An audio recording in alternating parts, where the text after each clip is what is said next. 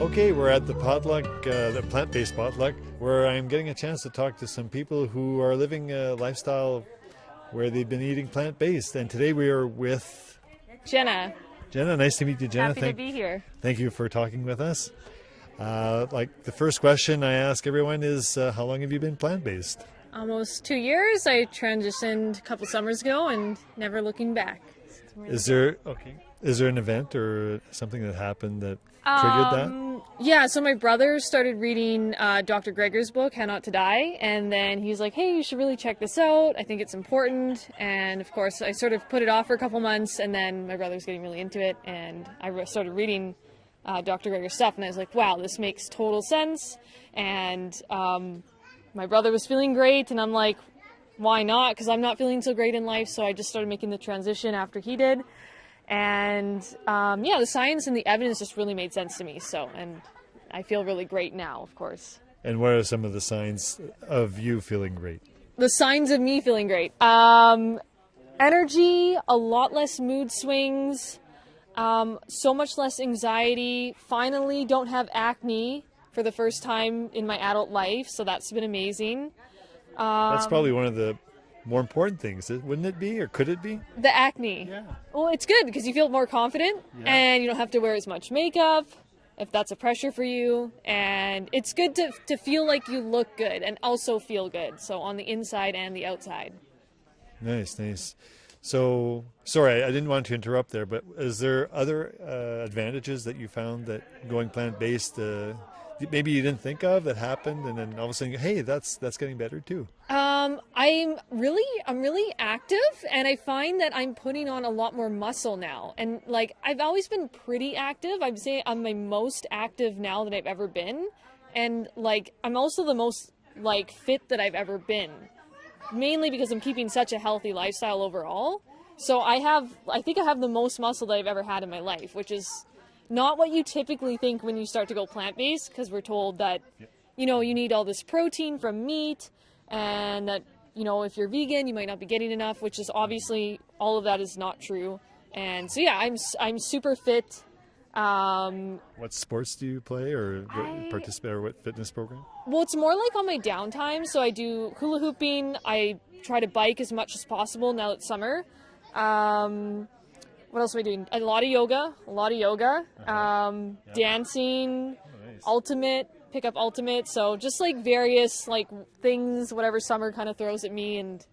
I think I'm going to credit mainly the yoga for a lot of the strength building, in addition to like eating really healthy. So nice. Congratulations. I just feel I need to tell you, it's great. That's excellent. That's really it feels really good.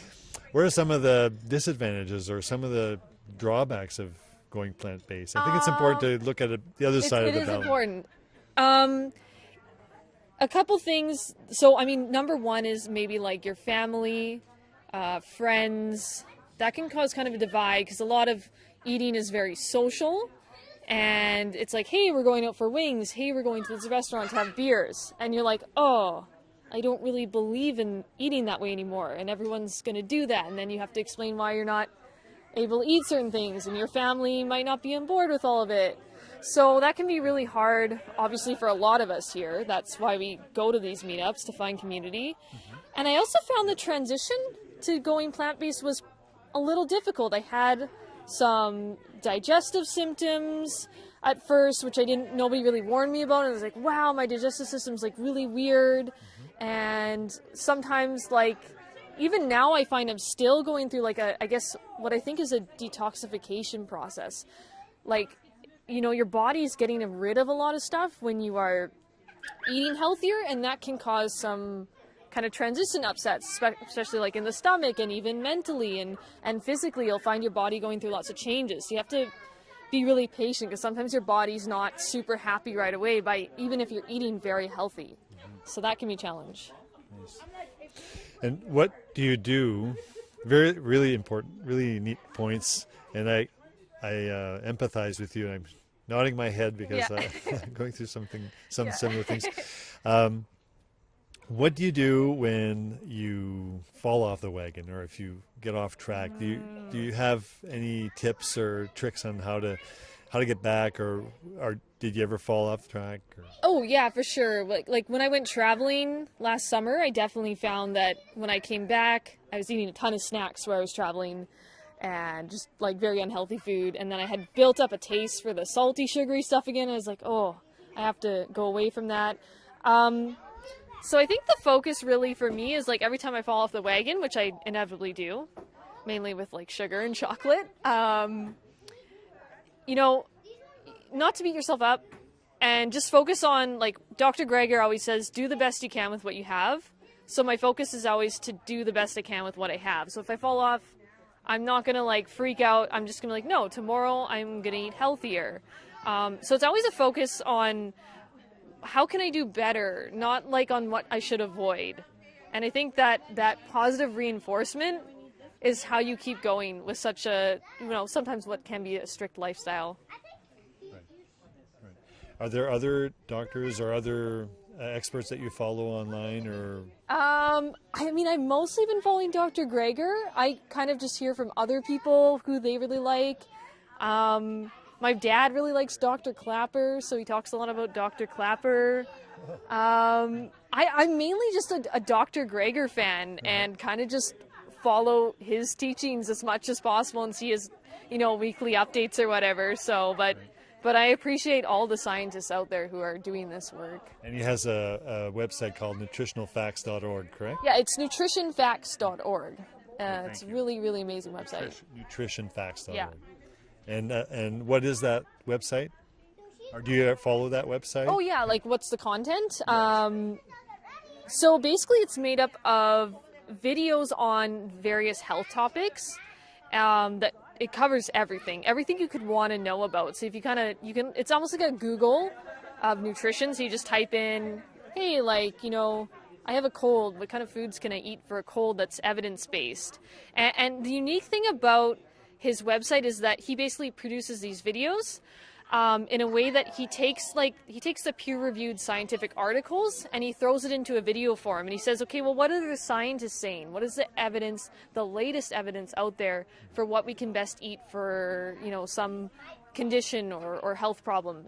And also, what are the studies we're seeing that were funded by, the industries, and let's weed those out in these videos. So I feel like he's really doing all the ground, or some of the groundwork on getting the science and the evidence out to people. Mm-hmm. If you're not reading, the books of the other scientists, he's doing that online. So it's really, really good. Yeah, he's an excellent doctor. Yeah.